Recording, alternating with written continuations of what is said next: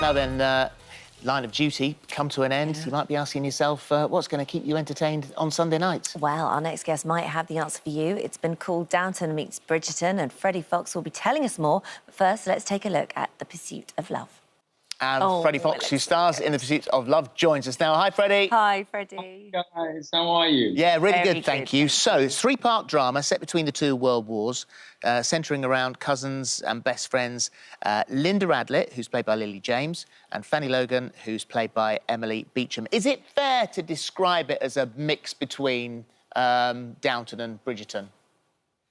I think it's more sprightly and perhaps even a little even wittier than both. And yet, yes, it does have flavours of each. It's certainly what you need on a Sunday night to take you out of lockdown, for sure. Oh, my God, I can't wait. I mean, the trailer just fills me with so much excitement. I can't wait. So your character, then, you play Tony. Just, is it Krausick, Tony? Krausick, I think. Krausick. I was never quite sure. Oh, God, well, at least neither of us know. That's perfect. Linda basically, she wants to find love. She wants to find her love story, and she meets him. But is he necessarily the right one for her? Because he's complicated and complex. He's complicated. He's probably the last person you would want your best friend to marry. He's cruel and he's caddish, and he becomes a Nazi sympathiser. So, I mean, not exactly ideal boyfriend material, but no. Linda was so desperate to fall in love that she kind of looks over all of those things, and I don't think it's, you know, spoiling anything to say it probably doesn't end very well. You say that actually, for you, it's more interesting to play someone who is diametrically opposed to your views and the way you are. Yeah, absolutely. It's always more fun, you know. We're us all of the time, you know, and so when you get to be somebody else, it's a treat. It's like a little holiday from being yourself. And so to get into character for him, you sort of think, right, who am I going to base him on? Who am I going to look at? But yours wasn't from any human. Your inspiration came from London Zoo. Yeah, it did. I spent a day in the giraffe house just watching giraffes. And occasionally pinching myself, thinking, I think I'm doing my job. I think I'm doing my job.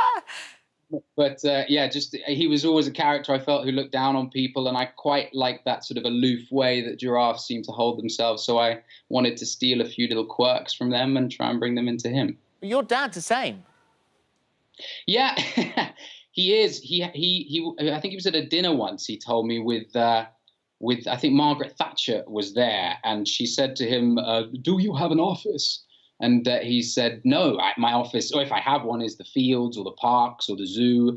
And she looked at him like he was completely deranged and never spoke to him for the rest of the evening. Oh, dear God. Wow. Wow, wow, wow. You worked with Lily James. She plays Linda on here, but you've known each other for a really long time, so it must be lovely for you both to be able to work together. Yeah, it was. It always is. I mean, even though whenever we play opposite each other, it usually ends in divorce or death, but it's always such a treat, and especially when you know someone that well. I've known her since I was 18 years old. We're born on the same day, so we've shared every single birthday really since we were 18 together. It makes acting so easy and such a joy, you know. So it's a whole... You've married her 3 times. I know, and counting. And so with because this is something else that I think your dad said. It's good to have a type, so a type of character. Good to have a type to pay the mortgage. Yeah, he said to me ages ago, it's good to have a type to pay the mortgage, and always good to play against it to enjoy a fruitful career. And so I think it's pretty good. You know, I'm trying to remember that all the time. You were part of The Crown, which is another one of my absolute favourites. You played Mark Thatcher. You've said in the past that there's sort of a responsibility. Actually, there's a duty of care when you're playing a character that's a real person.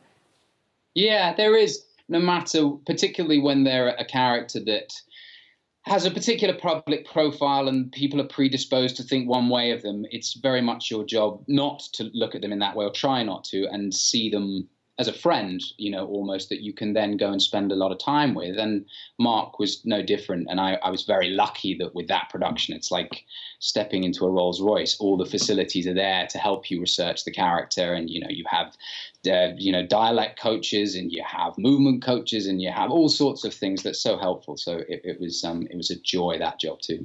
OK, so dream job then. If we're not talking, we're talking about against type, not with type. What do you want to do? What's the absolute dream role?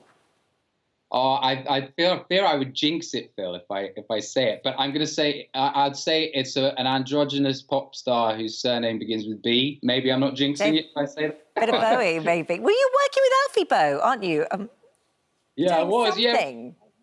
Yeah, we did some singing and playing together, which was, I mean, a joy for me because I'm not a musician. I'm an actor who just, plays a bit of guitar and sings a bit. And so when I was singing with him and his band, I mean, I was like a kid in a sweet shop. I was in seventh heaven, just, never wanting the day to end. And then Gary Barlow came in and he did a bit of singing and Amanda Holden did a bit of singing. And I was just like, try not to make an idiot of myself. Yeah. Well, that's really... so that's singing during lockdown, which you've done a lot of, and just finally the Italians coming along well because you decided that that's how you'd use your lockdown as well. Absolutely, yeah. I've got a great Italian tutor on Zoom, and planning maybe a trip to Italy when we're allowed to at the end of the summer. To look forward to. Fingers crossed. Well, thank you, Freddie. The Pursuit of Love starts on Sunday at 9 on BBC One. Thanks, Freddie. Thank you.